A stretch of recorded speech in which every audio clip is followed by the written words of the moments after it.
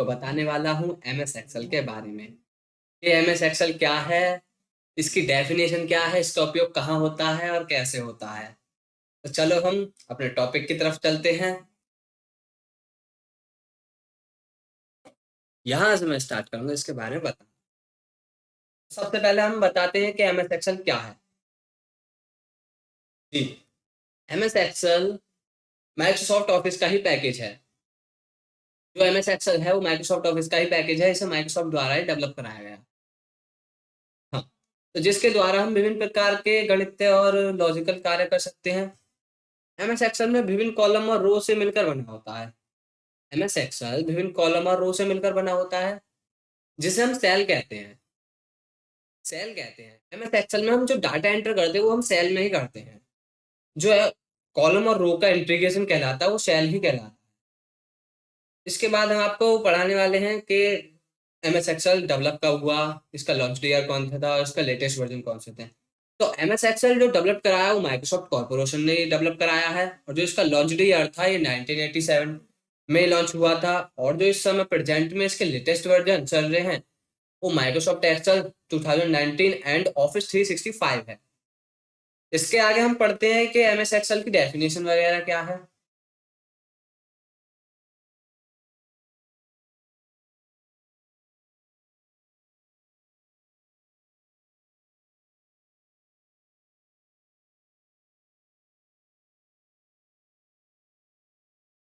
MS Excel का पूरा नाम माइक्रोसॉफ्ट एक्सेल है। एमएस एक्सेल स्पीड एप्लीकेशन है जिसका उपयोग गवर्नमेंट ऑफिस, प्राइवेट कंपनियों, स्कूल और कॉलेज में डाटा मैनेजमेंट के लिए किया जाता है। एमएस एक्सेल के माध्यम से हम डाटा को फिल्टर, सॉर्टिंग, कैलकुलेशन, फॉर्मेटिंग कर डाटा रिपोर्टिंग तैयार कर सकते हैं। एमएस एक्सेल में एक से अधिक वर्कशीट होती हैं जिसके माध्यम से हम विभिन्न प्रकार के गणितीय डाटाबेस और data graph, input table, summary table तैयार कर सकते हैं। या स्कूल का या फिर अपने ऑफिस का या कंपनियों का डाटा बना सकते हैं या फिर डाटा एंट्री कर सकते हैं। इसके बाद हम आपको बताने वाले हैं कि इसका जो उपयोग है वो किस किस क्षेत्र में आप कर सकते हो। तो हम आपको बताएंगे एमएस एक्सेल का उपयोग। जो एमएस एक्सेल का उपयोग है, जो आजकल प्रेजेंट में सबसे ज्यादा चल रहा है, उसको डाटाबेस तैयार करने के लिए, अकाउंटिंग कार्य करने के लिए, गणितीय कार्य हुआ, लॉजिकल कार्य, डाटा मैनेज करने के लिए, अपना चार्ट क्रिएट करने के लिए, चार्ट के अकॉर्डिंग ग्राफ बनाने के लिए, ग्राफ बनाने के लिए, और अपने डाटा को फिल्टर एंड सॉर्टिंग करने के लिए। आप इससे किसी भी चीज की रिपोर्ट भी तैयार कर सकते हो और बजट भी तैयार कर सकते हो। इसके साथ साथ इसमें ग्राफिक्स भी हैं, इसमें डाटा फॉर्मेटिंग आप अच्छे से कर सकते हो। अब ये तो हुआ हमने एमएस एक्सेल के बारे में पढ़ाया, ये तो होगी इसकी थ्योरी। इसके बाद हम आपको प्रैक्टिकली बताने वाले हैं कि ये क्या है, इसके भागों के, इसके पार्टों के बारे में। तो चलो चलते हैं हम। तो इसके बाद सबसे पहले मैं अपने टास्क बार से एक्सेल ओपन कर लूंगा और यहाँ मैं आपको बताऊंगा। ये स्टार्टिंग का इंटरफेस है पूरा एमएस एक्सेल का। ये जो सबसे ऊपर वाली बार है ये आपकी कहलाती है टाइटल बार। टाइटल बार का यूज हम अपनी फाइल को नाम देने के लिए करते हैं। जी, जो भी हमने अपनी वर्कशीट जिस भी नाम से सेव करी है तो वो टाइटल बार में वो नाम शो होगा। ठीक, ये आपका मिनिमाइज बटन होता है। इससे जो है आपकी विंडो एप्लीकेशन जो भी ओपन है वो मिनिमाइज होती है और इससे रीस्टोर होती है, और इससे आपकी विंडो क्लोज होती है जब भी आपको अपनी विंडो क्लोज करनी होता। ठीक, टाइटल बार के नीचे वाली बार आपकी कहलाती है मेन्यू बार। मेन्यू बार में आपको मेन्यू ऑप्शन दिए जाते हैं फॉर्मेटिंग वगैरह करने के लिए। तो आप, अगर आपसे पूछा जाए एमएस एक्सेल में मेन्यू ऑप्शन में कितने मेन्यू, वो मेन्यू बार में कितने मेन्यू ऑप्शन होते हैं, तो आप बता दोगे कि अगर 7 मेन्यू ऑप्शन होते हैं। Sir yes, first insert, first home, and second insert, and then last है आपका व्यू। इसके बाद हम पढ़ाते हैं इसके बाद में ये जो भी एबीसीडी वगैरह है ये आपकी कहलाती हैं ये कॉलम। ये जो वर्टिकल लाइन जा रही है ये कहलाती है आपकी कॉलम। क्या कहलाती है? कॉलम। अब ये कॉलम है और ये आपकी रो है। ये कॉलम है और ये आपकी रो है। कॉलम और रो के इंटीग्रेशन से मैंने आपको थ्योरी में बताया था सेल बनता है। अब आप पूछोगे कि सर मैं इसमें देखता रहा हूँ कि किसमें इतनी कितनी रो है और कितने कॉलम हैं। तो इसके लिए आपको क्या करना है, कीबोर्ड से कंट्रोल के साथ एंड एरो और ऊपर फॉर्मूला लगा देना इसमें इक्वल कॉलम्स,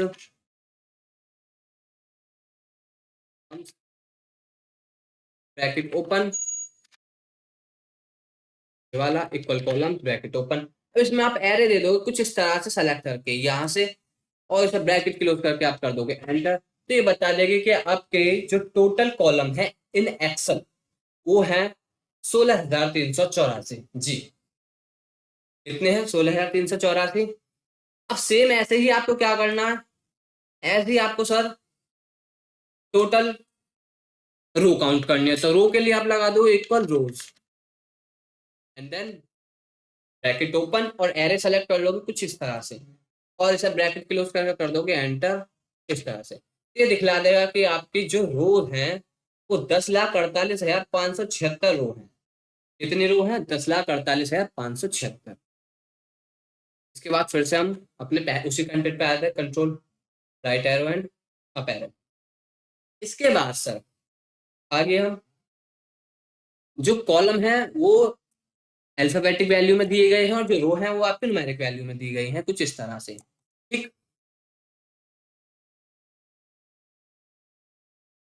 ये वर्कशीट वगैरह है, यहाँ से आप अपनी सीट वगैरह दे सकते हो कुछ इस तरह से। ये जो आपकी पूरी जिस पे भी मैं क्लिक कर रहा हूँ ये वैसे तो कहलाती है सेल। जो सेल है वो मैंने अभी आपको बताया, सेल कॉलम और रो से मिलकर बनी होती है। हम इसमें ही डाटा अपना एंटर करते हैं कुछ इस तरह से।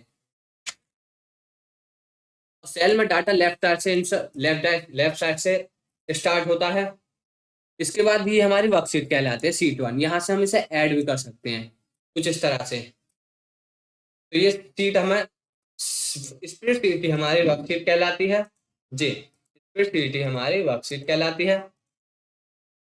और ये आपका जूम बार है, यहाँ से आप अपने वर्कशीट को जूम और zoom in and zoom out कर सकते हो। उसके बाद आपका ये है वर्टिकल स्क्रॉल बार एंड ये है आपका हॉरिजॉन्टल स्क्रॉल बार। इसकी मदद से आप स्प्रेड शीट से यानी कि अपनी वर्कशीट के एंड में जा सकते हो, बट इससे देर लगेगी, इसलिए आप क्या करोगे कंट्रोल के साथ राइट एरो प्रेस करोगे तो आप अपने एंड में आ जाओगे स्प्रेडशीट के। कंट्रोल के साथ लेफ्ट एरो प्रेस करोगे तो फिर स्टार्टिंग में आ जाओगे। ये जो है ये आपका कहलाता है,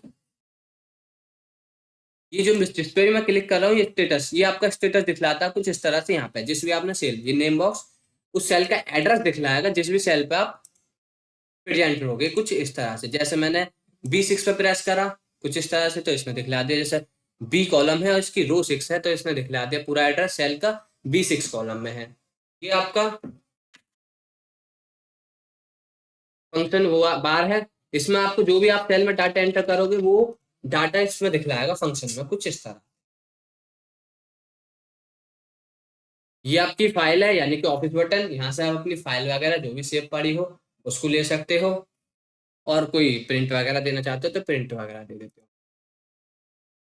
तो हम अगली वीडियो में पढ़ाएंगे आपको फॉर्मूले के बारे में।